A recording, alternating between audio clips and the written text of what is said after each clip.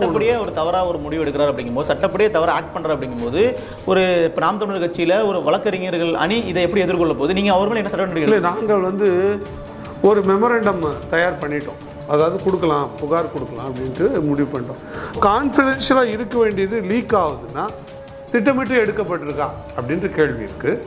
திட்டமிட்டு லீக் செய்யப்பட்டிருக்கா அப்படின்ற கேள்வி இருக்குது. அப்போ திட்டமிட்டு லீக் செய்யப்பட்டிருக்கு, எடுக்கப்பட்டிருக்குன்னா எடுக்க சொன்னது யார், லீக் பண்ணது யார், இதை வெளியிட்டது யார், அந்த கேள்வி இருக்குல்ல. ஒரு கட்சியை நோக்கி இப்படி பேசப்பட்டிருப்பது அறத்துக்கு புறம்பானது, அவர் செய்கிற காவல்துறை தொழிலுக்கு அதற்கு புறம்பானது நான் பார்க்கிறேன்.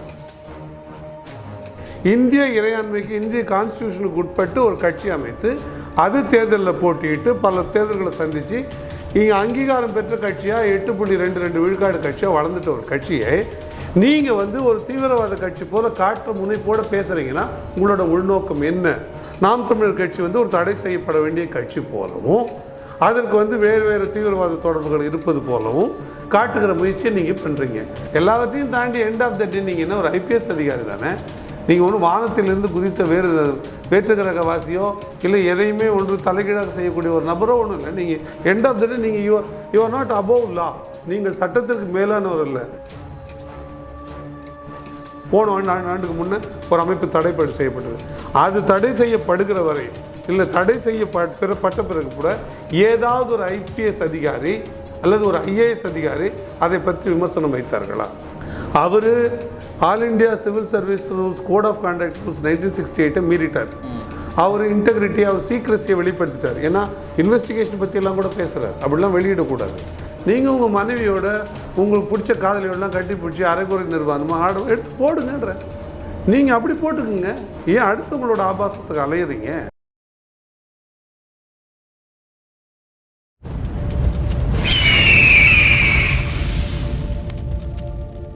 அரசியல் கருடன் உறவுகளுக்கு வணக்கம். இன்றைய நிகழ்ச்சியில் நம்மோடு இணைந்திருக்கும் சிறப்பு விருந்தினர் நாம் தமிழர் கட்சி சார்ந்த வழக்கறிஞர் ஸ்ரீதர் அவர்கள். சார் வணக்கம். சார், திருச்சி எஸ்பி வருண்குமார் அவர்களுக்கும் நாம் தமிழர் கட்சிக்கும் ரொம்ப நாள் ஒரு பிரச்சனை போயிட்டுருக்கு. சமீபத்தில் ஐபிஎஸ் மாநாட்டில் வருண்குமார் அவர்கள் பேசும்பொழுது நாம் தமிழர் கட்சி ஒரு பிரிவினைவாதத்தை தூண்டக்கூடிய கட்சின்னு சொல்லி பேசியிருக்கிறாரு. அண்டு அதில் பார்த்தீங்கன்னா அவங்களுக்கு உலகம் முழுக்க இருக்கின்ற மாதிரி பல விஷயங்கள் சொல்லியிருக்காங்க. அதை பற்றி உங்களுக்கு பார்வை என்ன? அவருக்கு இன்னும் வன்மம் குறையலை அப்படின்னு தான் பார்க்குறேன். இன்னும் அவர் ஒரு உள்நோக்கத்தோடு தான் செயல்படுகிறாரு அப்படின்னு பார்க்க வேண்டிய நிலைமையை அவர் கொண்டு வந்து சேர்க்கிறார். அவர் முதல்ல இந்த சிக்கல் இருந்தது. அப்போ நாங்கள் பேசினார், நாங்கள் பதில் பேசினோம். அவர் சில சமூக ஊடகங்களில் சில விஷயங்களை வெளியிட்டார். அதுக்கு சில பதில் கருத்துக்கள் வைக்கப்பட்டது. என் ப்ரெஸ் மீட் கூட ஒன்று கொடுத்துன்னு வச்சுங்களேன். அதற்கு பிறகு எங்களுக்கு கிடைத்த தகவல் என்னென்னா, மேலே இருந்த சில ஐபிஎஸ் அதிகாரி, மூத்த அதிகாரிகள் இப்படி போகிறது ஒரு ஐபிஎஸ் அதிகாரிக்கு நல்லதில்லை, அது முறை கிடையாது, ஆனால் நீங்கள் இந்த மாதிரி பேச்சுக்களில் ஈடுபட வேணாம்னு அவருக்கு சொன்னதாகவும், அதன் அடிப்படையில் அவர் அந்த கருத்தை ஏற்றுக்கிட்டு அவர் அமைதி காத்ததாகவும் எங்களுக்கு தகவல் இருந்தது. இப்போ நாங்கள் அந்த நிலைமையில் என்ன பண்ணணும், சரி அவரே அதை பிரச்சனையை முடிச்சுக்கும் போது நம்ம அதை பற்றி பேச வேண்டாம் என்று தான் நாம் இருந்தோம். இப்போ இன்றைக்கு அந்த வெளியாக இருக்கக்கூடிய, இன்றைக்கி காலையில் வெளியாக இருக்கிற அந்த காணொலியில் 2 விஷயம் இருக்குது. ஒன்று, அந்த காணொலி வெளியாக வேண்டிய காணொலியா, அது எப்படி வெளியே வருது? அது ஒரு இன்டோர் மீட்டிங், அது இன்னும் கேட்டால் ஒரு டிபார்ட்மெண்ட் மீட்டிங், ஒரு துறை சார்ந்த ஒரு நிகழ்ச்சி. கான்ஃபிடென்ஷியலாக இருக்கணும் அப்படின்னு நம்புகிறோம் நம்ம. அப்போ கான்ஃபிடென்ஷியலாக இருக்க வேண்டியது லீக் ஆகுதுன்னா திட்டமிட்டு எடுக்கப்பட்டிருக்கா அப்படின்ற கேள்வி இருக்குது. திட்டமிட்டு லீக் செய்யப்பட்டிருக்கா அப்படின்ற கேள்வி இருக்குது. அப்போ திட்டமிட்டு லீக் செய்யப்பட்டிருக்கு, எடுக்கப்பட்டிருக்குன்னா எடுக்க சொன்னது யார், லீக் பண்ணது யார், இதை வெளியிட்டது யார், அந்த கேள்வி இருக்குல்ல. இப்போது எப்பொழுதுமே லீக்குக்கு காரணமாக இருக்கிற யார், காவல்துறை அதிகாரி நம்ம எல்லாருக்கும் தெரியும். திருச்சியில் தான் அதோட மையப்புள்ளியாக இருக்குது. திருச்சியில் தான் நான் தமிழர் சார்ந்த எல்லா வீடியோக்களும் லீக் ஆகுது, வெளியாகுது. அது எந்த காவல்துறை சோர்ஸ் அப்படின்றது, அந்த மூலம்ன்றது நமக்கு தெரியும். இப்போ இதுவும் வெளியாகுதுன்னா நம்மளுடைய சந்தேகம் கூடுதலாக ஆக வேண்டிய தேவை ஏற்படுகிறது. அப்போ ஏன் அவர் அதை பேச வேண்டிய கேள்வி வருது? இவர் 2-3 விதமாக அதை பார்க்கலாம். ஒன்று, அது உள்ளபடியே அது ஒரு தொழில்முறை சார்ந்த காவலர்களுக்கு ஒரு வகுப்பெடுத்தல் சார்ந்த அல்லது கருத்து பகிர்வு சார்ந்த ஒரு நிகழ்ச்சின்னா அது பப்ளிக் வென்யூவில், பொது வெளியில் அது வரக்கூடாது. அப்படி வந்துடுச்சு அப்படின்னா நீங்கள் எடுத்த நடவடிக்கை என்ன? யார் லீக் பண்ணீங்க, யார் இதை எடுத்தீங்க, அப்படி எடுக்க அனுமதி கொடுக்கப்பட்டதுன்னா ஏன் அனுமதி கொடுக்கப்பட்டது, ஏன் வெளியிடப்பட்டது? அப்போ இந்த ஒரு துண்டு தான் வெளியிடப்பட்டதா, இல்லை இது போன பேசப்பட்ட மற்ற விவரங்கள்லாம் வெளியிடப்பட்டதா? வெளியிடப்படலை. நம்ம பார்த்து அப்போ இது மட்டும் ஏன் வெளியிடப்படுது? இப்போ திட்டமிட்டு வெளியிட்டது யார்? வருண்குமார் ஐபிஎஸ் என்ற கேள்வி நமக்கு வருது.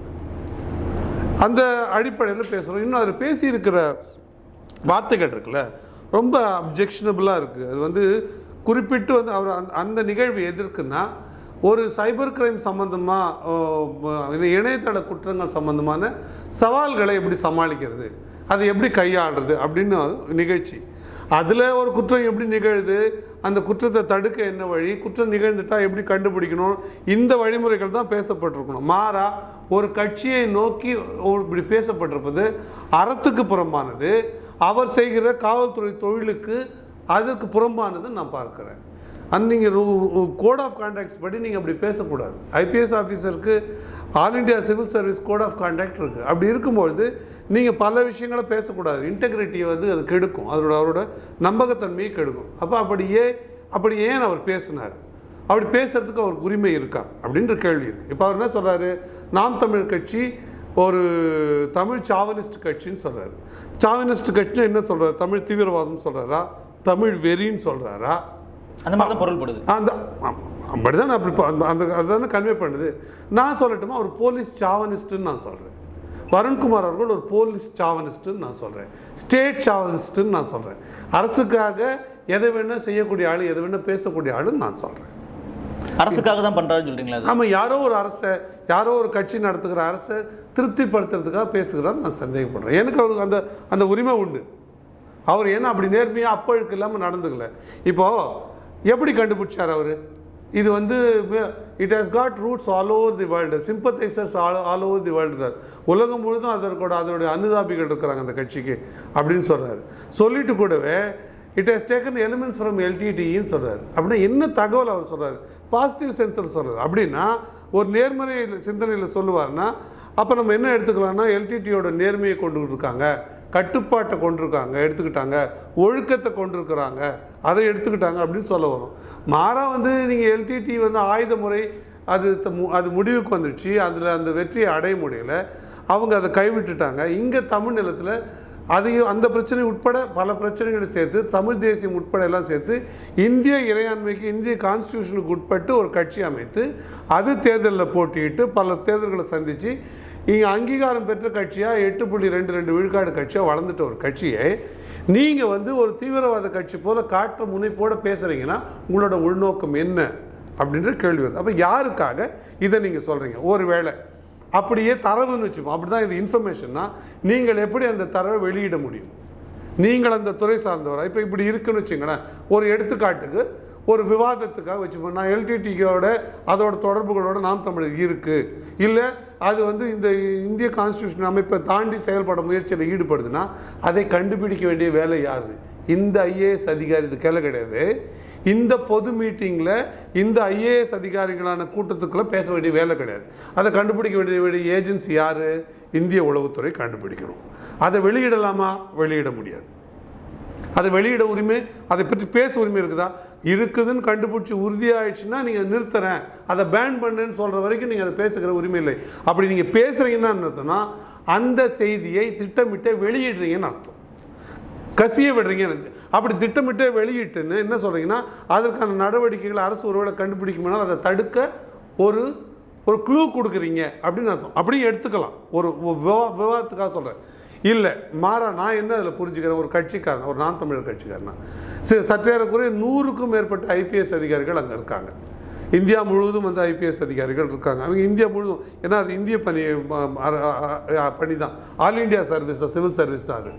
அப்போ இந்தியா முழுவதும் வந்திருக்கிற ஐபிஎஸ் அதிகாரிகள் முன்பாக ஒரு தோற்றத்தை ஏற்படுத்த முயற்சி பண்ணுறீங்க. அப்படின்னா நாம் தமிழர் கட்சி வந்து ஒரு தடை செய்யப்பட வேண்டிய கட்சி போலவும் அதற்கு வந்து வேறு தீவிரவாத தொடர்புகள் இருப்பது போலவும் காட்டுகிற முயற்சியை நீங்கள் பண்ணுறீங்க. நீங்கள் எப்படி சொல்ல முடியும் சாவனிஸ்ட் இந்த முத்திரையை நீங்கள் குத்த முடியும்? உங்களுக்கு யார் அந்த என்ன தரவு இருக்குது? நீங்கள் ஒரு பொலிட்டிக்கல் ஸ்டேட்மெண்ட்டை நீங்கள் விட முடியுமா? நீங்கள் ஒரு அஃபிஷியல் ஸ்டேட்மெண்ட்டை தான் விட முடியும்னா அதற்கான தரவு எங்கே?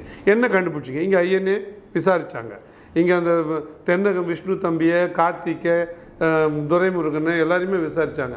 விசாரித்து என்ன சொல்லிட்டு போனாங்க? ஒன்றும் இல்லைன்னு தான் சொல்லிட்டு போனாங்க. என்னை விசாரணை இல்லைன்னு தான் சொல்லிட்டு போனாங்க. எதுவும் எடுக்கப்பட அது தொடர் விசாரணை எதுவும் இல்லை, எந்த விதமாக. அதுவே நம்ம இன்னும் குற்றச்சாட்டு என்னவா இருந்ததுன்னா, தேர்தல் நேரத்தில் நம்மளை பற்றிய ஒரு கட்டமைப்பை மாற்றி அமைப்பதற்காகவும் நாம் தமிழர் கட்சி வந்து ஏதோ அரசியல் நெறிகளுக்கு புறம்பாக இந்தியன் கான்ஸ்டியூஷனுக்கு வெளியில் போய் ஒரு கட்சி கட்டி இயங்குகிற இயக்கம் போலவும் காட்டுகிற முயற்சி, அதனால் பெருவாரியாக நாம் தமிழரை நோக்கி வருகிற இளைஞர்களை தடுக்கிற முயற்சி, ஒரு அச்ச உணர்வை ஏற்படுத்துகிற முயற்சியாக தான் பண்ணுச்சுன்னு நாம் அப்போ பாஜகவை நோக்கி தேர்தல் நேரத்தில் பேசணும்.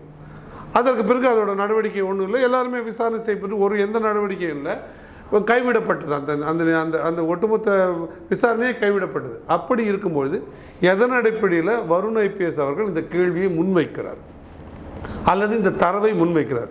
அந்த சிக்கல் என்ன, அந்த அந்த நேர்வு என்ன, இந்த குற்றங்களை எப்படி அவர் உண்மையிலே அவர் சொல்ல வர்றது என்னன்னா, அவருடைய படங்களும் அவருடைய குடும்பத்தார் படமும் பிள்ளைகளோட படமும் மார்பிங் செய்யப்பட்டு அங்கே வெளியிடப்பட்டிருக்கு. அது தொடர்பாக ட்விட்டரு, ஃபேஸ்புக்கு, எக்ஸ் வலைத்தளங்கள், இதிலெல்லாம் இன்ஸ்டாகிராம், இதிலெல்லாம் பதிவுகள் இருக்குது. இந்த பதிவை எடுக்கணும்னு சொல்லி அந்த நிறுவனங்களுக்கெல்லாம் தகவல் அனுப்பிட்டோம். ஆனால் நடவடிக்கை எடுக்கப்படவும் இல்லை அந்த படங்களை. ஆனால் இது குறித்த உயர்நீதிமன்றத்தில் ஒரு வழக்கு போட்டால் உயர்நீதிமன்றத்துக்கு வந்த பிறகு யாரும் அதை சட்டம் பண்ணலை. இந்த சிக்கலை நம்ம ஃபேஸ் பண்ணணும்னு சொல்கிறேன். அப்போ இதை ஃபேஸ் பண்ணணும்னு சொல்லும்பொழுது இது போல் ஒரு சம்பவம் நடந்தது பெங்களூர் சென்னை ஹைவேல. அப்போ ஒரு ஐடியிலேருந்து வெளியாச்சு, அது ஒரு வெளிநாட்டு ஐடி. அதுலேருந்து வந்தவர் யாருன்னு பார்த்தா நாம் தமிழர் கட்சிக்காரர். அவங்களுக்கு இங்கே இந்தியா முழுதும் உலகம் முழுதும் ரூட்ஸ் இருக்குது. அவங்க வந்து எலிமெண்ட்ஸ் வந்து எல்டிடி எலிமெண்ட்ஸ் எல்லாம் உள்ளே எடுத்துகிட்டு இருக்காங்க. எல்டிடி எலிமெண்ட்ஸ்னால் எல்டிடி காரங்களை உள்ளே எடுத்துகிட்டு இருக்குமா? என்ன பொருள்படுது? இது வந்து ஒரு அச்சுறுத்தலுக்கு இருக்கிற இயக்கம் போல் கட்டமைக்க முயற்சி பண்ணுறாரு. இது வந்து இந்தியா முழுவதும் இருக்கிற IPS ஆஃபீஸர் மத்தியில் இது உருவாக்க. அதுவும் அந்த மாநாடு தொடங்கி வச்சதே வந்து மோடி மற்றும் அமித்ஷான்னு சொல்றாங்க, பிரதமர் மற்றும் உள்துறை பிரதமர் அந்த இடத்துல சொல்றதுக்கான காரணம் என்ன? அதுதான் சொல்றேன் நான், இவரோட கருத்து தான் அதுல. ஏன்னா அந்த இவர் பாடம் எடுக்கும்பொழுது இல்லை அந்த கருத்தை பகிரும்பொழுது பிரதமர் இல்லை, உள்துறை அமைச்சரும் இல்லை, அதில் இடன் அஜெண்டா இருக்குன்னு இப்போ நம்ம சொன்னோம்னா அது முறையானதாக இருக்காது. ஆனால் இவருக்கு ஒரு வன்மை இருக்கிறது, இவருக்கு தொடர்ச்சியாக இருக்குது. அப்படி இருக்கும்பொழுது இவர் அதை பேசியிருப்பாருன்னு சொல்லுங்கள். இப்போ நீங்கள் ஒரு உண்மையிலேயே ஒரு IPS அதிகாரியாக இந்த தகவலை சொல்கிறதுக்கு அப்படி ஒரு கருத்தை பகிரணும்னு தேவையில்லை. தமிழ்நாட்டில் ஒரு அமைப்பு இருக்குது, ஒரு இயக்கம் இருக்குது, ஒரு கட்சி இருக்குது.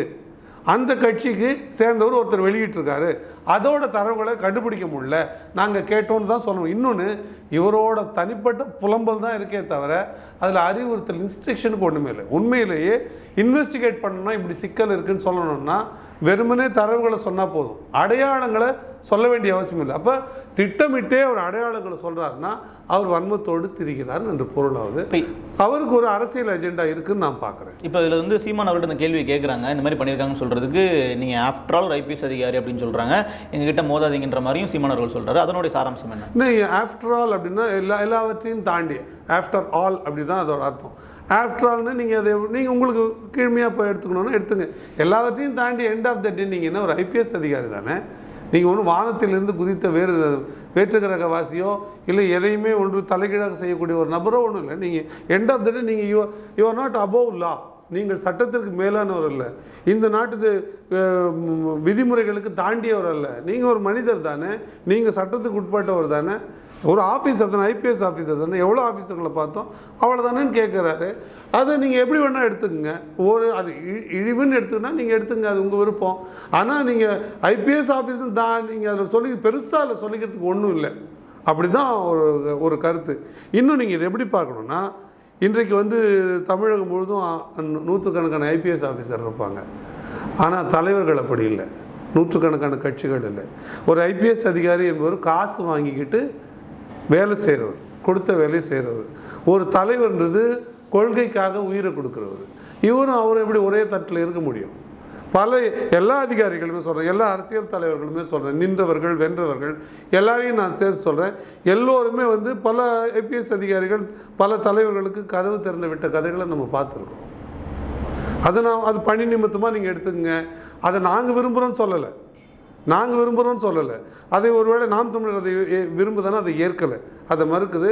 இதை ஒரு சாதாரண நபர் திறந்து விடுவதை கூட கோட்பாட்டு அளவில் நாம் தமிழர் அதை எதிர்க்குது. எதுக்கு சொல்கிறேன்? இந்த புரிதலுக்காக சொல்கிறேன். நீங்கள் அப்படி பொருள் கொள்வீர்களான அப்படி பொருள். நான் ஜனநாயக நாடு, இங்கே எல்லோரும் ஓர் நிறை, எல்லோரும் சமம், எல்லோரும் ஓர் நிறை, எல்லோரும் இந்நாட்டு மன்னர் நாங்கள் நினைக்கிறோம் அப்படின்னா நீங்கள் என்ன, நீங்களும் ஒரு ஐபிஎஸ் அதிகாரி தானே. அதை தாண்டி ஒன்றும் கொம்பு முளைத்த வானிலிருந்து வந்த ஜீவன் ஒன்றும் நீங்கள் கிடையாது. அப்போ அந்த பொருள் அதை சொல்கிறாரு. எதிர்கொள்வோம், நீங்கள் வாங்க சண்டைக்கு. ஆளும் தரப்பு வந்து நேரடி எங்களை எதிர்க்க முடியாமல் இந்த மாதிரி அதிகாரிகள் வச்சு எதிர்க்கிறாங்கன்ற மாதிரியும் நாம் தமிழர் கட்சியினர் குற்றச்சாட்டு முன்வைக்கிறாங்க. அதனுடைய பின்னாடி அப்படி தான் புரிந்து கொள்ள முடியுது. இதற்கு முன்னே இப்போ நூற்றுக்கணக்கான ஐபிஎஸ் ஆஃபீஸர் இருக்காங்க. நீங்கள் தமிழகம் முழுவதும் எத்தனையோ நேர்வுகளுக்காக, எத்தனையோ தேவைகளுக்காக, எத்தனையோ கூட்டங்களுக்காக, எத்தனையோ சிக்கல்கள் போது, எத்தனையோ வழக்குகள் சம்பந்தப்பட்ட பல ஐபிஎஸ் அதிகாரிகளை நானோ கட்சியை சேர்ந்த மற்ற நண்பர்களோ தொண்டர்களோ உறவுகளோ சந்திக்கிறோம். அவர்கள் சில காரியங்களை செய்து கொடுக்குறாங்க, சிலது முடியாதுங்கன்றாங்க.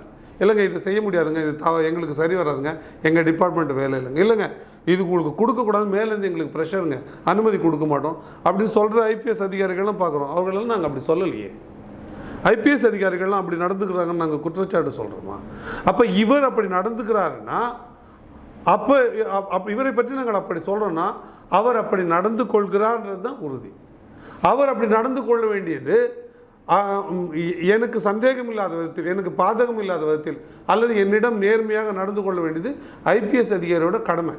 இப்போ நீங்கள் ஒரு புகார் எடுத்துகிட்டு போகிறீங்க ஒரு ஐபிஎஸ் அதிகாரிக்கிட்ட, அவர் நடவடிக்கையில் உங்களுக்கு திருப்தி இல்லை, அவர் ஒரு சார்பாக இருக்கார், நீங்கள் ஒருத்தர் மேலே புகார் கொடுத்தா இல்லையா அவர் நல்லவர் தானே, நீங்கள் கொடுக்குற புகார் தவறானது நீங்கள் சொல்கிறீங்கன்னா உங்களோட எண்ணம் என்னவாக இருக்கும்? அந்த அலுவலர் ஒரு சார்பாக இருக்காருன்னு தோணும். அப்படி தோணுன்னா நீங்கள் என்ன பண்ணுவீங்க?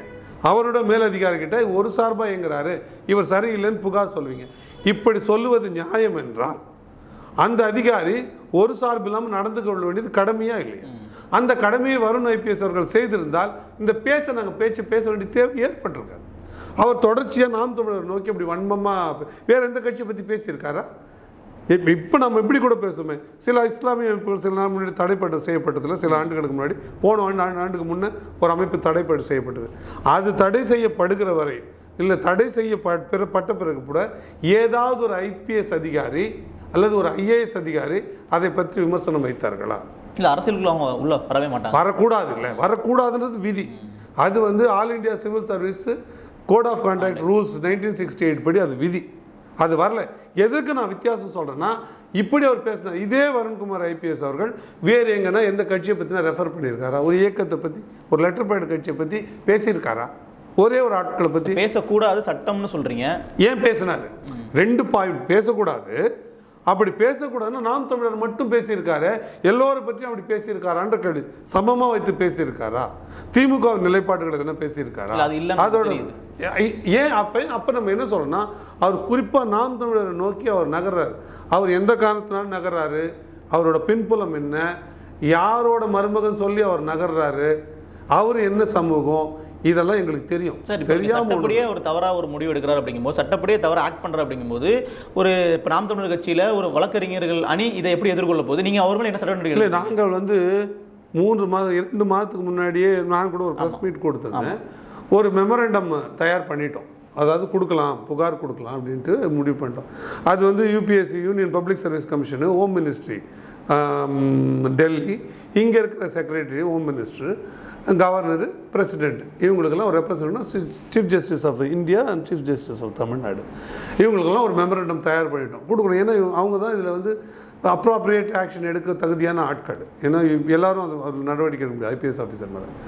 அந்த சூழ்நிலையில் 2 விஷயங்கள். ஒரு ஐபிஎஸ் அதிகாரி ஒரு காணொலி வெளியிட்டார். அவர் அந்த காணொலியில் என்ன சொன்னார்னா, இப்படி பேசுவது தவறு, நீங்கள் ஒரே இதுக்குள்ள வந்துட்டு ஒரே ஊருக்காரங்க 2 தமிழர்கள் வந்து இப்படி ஒருவர் பேசிக்கொள்வது தவறானது, அது தவிர்க்கப்பட வேண்டியதுன்னு சொன்னார். அதே நேரத்தில் ஒரு தகவல் வருது எங்களுக்கு, அவருக்கு மேலதிகாரிகள் அறிவுரை சொல்லியிருக்காங்க, இனிமேல் அப்படி அவர் பேச மாட்டார், அவர் வந்து அந்த வரமுறைக்குள்ளே நிற்பார், குறிப்பிட்ட உங்கள் கட்சியை பற்றி அவர் பேச மாட்டார், அது தவறுன்னு அவருக்கு அறிவுரை கொடுத்துருக்கோம், உண்மையிலேயே அது தவறு தான் அப்படின்னு எங்களுக்கு தரப்பு தகவல் வருது. சரி, அப்போ இதை அவர் கைவிட்டுட்டார். எண்ட் ஆஃப் த டே அவரும் இந்த தமிழ் நிலத்தை சேர்ந்தவர், இது அதை பெரிய வன்மமாக பாராட்ட வேணாம், இதை கைவிடுவோம். இன்னும் நமக்கு 1008 மக்கள் பணி இருக்குது, அதை பார்க்க வேண்டிய வேலை இருக்கும்போது அதை விட்டுட்டு ஒரு ஐபிஎஸ் அதிகாரியோட முரண்பட்டு நிற்கிறது அது ஒரு வேலையாக வச்சுக்க முடியாது. இந்த ஆற்றலை வேறு மக்கள் பணிகளை நோக்கி நம்ம செயல்படுத்தலான்னு தான் முடிவு பண்ணோம்.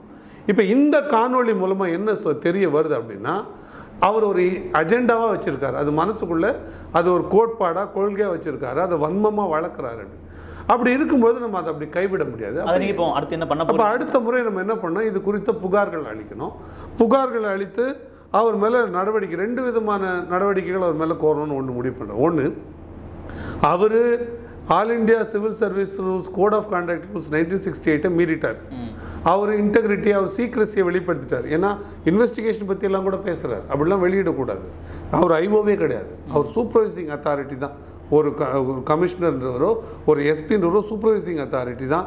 அவர் இன்வெஸ்டிகேஷனில் அவர் உள்ளே போவே கூடாது, அது என்னன்னு தோண்டி துருவிலாம் பார்க்கக்கூடாது.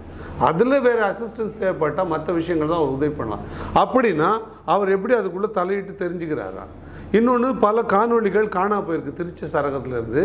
அது குறிப்பாக நாம் தமிழர் தம்பிகள் கைது செய்யப்பட்ட போது அவர்கள் செல்ஃபோன்லேருந்து காணா போன தரவு. இந்த சோர்ஸ் எப்படி போய் எங்கே வந்திருக்கு அப்படின்றதுல பெரிய சந்தேகம் இருக்குது. அதில் வருண்குமார் ஐஏஎஸ் அவர்களுக்கு பங்கு இருக்குன்ற சந்தேகம் எங்களுக்கு இருக்குது.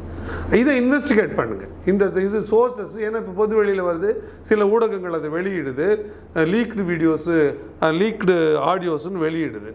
அது ஒரு தனிநபர் தரவுலேருந்து போகிறது is it not against right to privacy? ஒரு தனி மனிதருடைய ப்ரைவசிக்கு எதிரான இது இல்லையா? அதில் என்ன தகவல் இருக்குன்றது அப்புறம் கதை. உங்களுக்கு ஒரு புரியறதுக்காக ஒரு எளிய உதாரணம் சொல்ல பாருங்கள். ஒரு ஏன்ற நபர் பின்ற நபரை கற்பழிச்சிட்டார், அதை வீடியோகிராஃப் பண்ணிட்டார். உடனே காவல்துறைக்கு குற்றம் தெரியுது, குற்றத்தை காவல்துறை கைது பண்ணிடுறாங்க, நடவடிக்கை எடுக்கிறாங்க, தண்டனை வாங்கி கொடுக்குறாங்க. ஏன்ற நபர் பி என்ற நபர் கைது பண்ணது கற்பழித்தது உண்மைதான், வீடியோ இருக்கிறது உண்மைதான். அதற்காக அதை பொது வெளியில் வெளியிட முடியுமா? தவறானது. ஏன்? அது தேவையில்லாத பிரச்சனை தான். அதுதான். இன்னொன்று சொல்கிறேன், ஒரு கணவனும் மனைவியும் இல்லை ஒரு காதலும் தனி அறையில் இருக்காங்க. ஒரு காவல்துறை வேறு ஒரு வழக்கு, திருட்டு வழக்குக்காக அங்கே போகும்போது இந்த புகைப்படத்தை பார்க்குது. இது அவங்களும் தனிப்பட்ட வாழ்க்கை, கணவன் மனைவியே இல்லைன்னு வச்சுக்கோங்க நீங்கள். ஆனால் அவர்களை திருட்டு வழக்குக்காக கைது பண்ணுது. இதை வெளியிட காவல்துறைக்கு உரிமை இருக்குதா? இல்லை. அந்த ரைட் டு பிரைவசி, என்னுடைய தரவுகளை, என்னுடைய உடல்நலம் சார்ந்ததை, என்னுடைய தனிப்பட்ட வாழ்க்கை, என்னுடைய தனிப்பட்ட உரையாடலை நான் வெளியிடாத எந்த உரையாடலையும், ஆனால் நீங்கள் வெளியிட்ட ஒரு குற்றம் தொடர்பு இல்லாத குற்றம், அதை தான் சொல்கிறேன், வெளியிட உரிமை இல்லை. அப்போ இது ரைட் டு ப்ரைவசி. இந்த ரைட் டு ப்ரைவசி நான் வெளியிட்டால் ஒழிய, நான் என் சமூக தளத்தில் என்னோட மனைவியோடு இருக்கிற படம், என்னோட குழந்தையோடு இருக்கிற படம் நான் வெளியிட்டால் ஒழிய, அல்லது என்னோட தனிப்பட்ட வாழ்க்கை தொடர்பான எந்த ஒரு படத்தையும் நான் வெளியிட்டால் ஒழிய, அதை வேறு ஒரு நபர் யார் எடுத்து வெளியிட்டால் அகெயின்ஸ்ட் ரைட் டு ப்ரைவசி. அதுதான் புட்டசாமி கேஸ், ஆதார் வழக்கே அதுதான். எந்தெந்த இன்ஃபர்மேஷன்லாம் கவர்மெண்ட் வாங்கலாம், அதை எப்படி பாதுகாக்குமா இல்லைன்ற கேள்வியெல்லாம் அதில் முன்வைக்கப்பட்டது. அப்போ நீங்கள் அப்படி வைக்க முடியாதுன்னா, எங்கள் தம்பிங்கிட்டேருந்து ஃபோன் நேராக காவல்துறைக்கு போச்சு. காவல்துறையிலேருந்து அது க்ளோன் எடுத்தது யார்? அந்த திருச்சியில் கைது பண்ணாங்கன்னா அந்த எங்கே போச்சு, எந்த இடத்துல வச்சு க்ளோன் பண்ணப்பட்டது, அப்போ எங்கேருந்து அனுப்பப்பட்டது? இது ஒரு இன்வெஸ்டிகேஷன் தேவை தானே. அது எங்கள் கட்சி உரையாடல், தனிப்பட்ட உரையாடல், குடும்ப உரையாடல். இல்லை, அதை நீங்கள் வழக்க பதிவு பண்ணியிருக்கீங்களா? இல்லை, அதெல்லாம் சேர்ந்து நாங்கள் ஒரு ப்ரோப் கேட்க போகிறோம். இதெல்லாம் இது தேவையில்லை, வேறு வேலைகளை நம்ம பார்க்கலாம். இந்த சமாதான பேச்சுவார்த்தையை தொடர்ந்து தான் அது அப்படி கைவிடப்படும். இப்போ திருப்பி அதை செய்ய வேண்டிய நிலைக்கு அவர் நம்மளை தள்ளுறாரு. அதுபோல் சில ஊடகவியலாளர்களும் எப்படி வெளியிடுறாங்கன்றது அவங்கெல்லாம் வரட்டும். சில சேனல்லாம் இருக்குது, அவங்கெல்லாம் வெளியிடுறாங்க. அவங்களுக்கு எங்கேருந்து வந்தது அந்த சோர்ஸு? அப்படி வெளியிட முடியாது. இல்லை, மாண்புன்னு ஒன்று இருக்கிற தனிநபர் மாண்பு. இப்போ எனக்கு ஒரு தனிப்பட்ட முறையில் ஒரு உறவு வைத்துக்கொள்ள எனக்கு உரிமை இருக்கு. அது தவறானதாக கூட இருக்கலாம். அதை வெளியிட உங்களுக்கு உரிமை இருக்கான்னா இல்லை. அது குற்றமாகி சம்மந்தப்பட்ட நபர் குற்றம் சாட்டினதான் இது ரொம்ப அடிப்படை சட்டம் தெரிஞ்சவங்களுக்கு, சாதாரண லாஜிக்கல் சென்ஸ் அறிவு இருக்கிறவங்களுக்கு புரியும். அப்படி இருக்கும்போது வெளியிடுறாங்கன்னா அது இங்கே நிறைய ஆபாச விரும்பிகள் அதை பார்க்குறாங்க. அதுக்குன்னு அலையிற நாக்கு தொங்க போட்டுட்டு சுற்றுற சில பார்வையாளர்கள் பார்க்குறாங்க. அது பார்க்குறாங்கன்றதுக்காகவே நீங்கள் எதை விற்பீங்கன்னா நான் என்ன கேட்குறேன்னா, நீங்கள் வெளியிடுறீங்கல்ல, உங்கள் வீட்டில் நீங்கள் உங்கள் பொண்டாட்டியோட கொஞ்சம் போடுங்கன்றேன். நான் வெளியிடுற ஊடகவியலாளர்களை சொல்கிறேன். நீங்கள் உங்கள் மனைவியோட உங்களுக்கு பிடிச்ச காதலியோடலாம் கட்டி பிடிச்சி அரைக்குறை நிர்வாணமாக ஆடும் எடுத்து போடுங்கன்றேன். நீங்கள் அப்படி போட்டுக்குங்க, ஏன் அடுத்தவங்களோட ஆபாசத்துக்கு அலையிறீங்க? அப்போ அது எதுக்கு நான் எடுத்துக்காட்ட சொல்கிறேன்னா, இப்போ யாரையும் இழிவுபடுத்த நோக்கத்துக்காக இல்லை, சட்டப்படி. ஆனால் ஒருத்தர் போடுறோம்ல, 2 விஷயம். ஒன்று சட்டப்படி, ஒன்று அடிப்படை அறம்னு ஒன்று இருக்குல்ல, எதை சொல்லணும், யாரோடு தான் இருக்கட்டும். நான் அஜ்மல் கசாப்புங்க, அவர் பெரிய குற்றவாளி, தூக்கிலிடப்பட வேண்டியவர், அப்படியே வச்சுப்போம் அதை. அவர் ஒரு காதலியோடு இருக்கார், அரை நிர்வாண படம், அதை போட உங்களுக்கு உரிமை இருக்கா? தனிப்பட்ட வாழ்க்கை அது உரிமை இல்லை. இது ரொம்ப அடிப்படை. இது அவர் பெரிய தீவிரவாதி தானே போட்டு நீங்கள் அப்படி சொல்ல முடியாது, அப்படி சொல்ல உரிமை கிடையாது. இதெல்லாம் மனித உரிமைக்குள்ள, ரைட் டு ப்ரைவசிக்குள்ள. இதெல்லாம் இல்லாமல் நீங்கள் எதை வேணால் போடுவீங்க, கிடைச்சா போதும் அப்படின்னு நீங்கள் போடுவீங்கன்னா நீங்கள் எவ்வளோ கேவலமான அடிப்படையில் ஒரு அசிங்கமான அருவருப்பான ஒரு சாக்கடை சிந்தனை உள்ள ஆட்கள். அப்படி நீங்கள் போடணும், உங்களுக்கு வியாபாரம் தான் முக்கியம் அப்படின்னா நீங்கள் உங்கள் வீட்டில் ஆளுங்களை, உங்களுக்கு விருப்பப்பட்ட ஆளுங்களை ஹையர் பண்ணி கூட எடுத்து போடுங்கன்றாங்க. நான் அந்த யூடியூப் சேனலுக்கு பேர் சொல்ல விருப்பலை. நான் ஆபாசமாக பேசுவது, இது போன்ற அடுத்தவர்களுடைய கழிவறைக்குள்ள, குளியல் அறைக்குள்ள, படுக்கை அறைக்குள்ளெல்லாம் எடுத்து போடுறவங்கள நான் சொல்கிறேன். சரிங்களா? இப்போ அந்த விதத்தில் இதற்கெல்லாம் சேர்த்து நடவடிக்கை எடுக்கணும். அதை நோக்கி நகரும். அண்ணங்கிட்ட ஒப்புதல் கேட்டிருக்கோம். இன்னும் வந்தோன்னே அதை பார்த்துட்டு எடுப்போம்னு சொல்லிட்டு அதனால் அது நடவடிக்கை எடுக்கும். நிச்சயமாக சார். இந்த விஷயத்தை பற்றினா இப்போ நாம் தமிழர் கட்சி அடுத்தது என்ன ஸ்டெப் எடுக்க போகிறாங்க, வருங்கும் சட்ட ரீதியாங்கிறதையும் தெளிவாக சொல்லியிருக்கீங்க. நேர்காணல் கொடுத்தமைக்கு மிக்க நன்றி. நன்றி.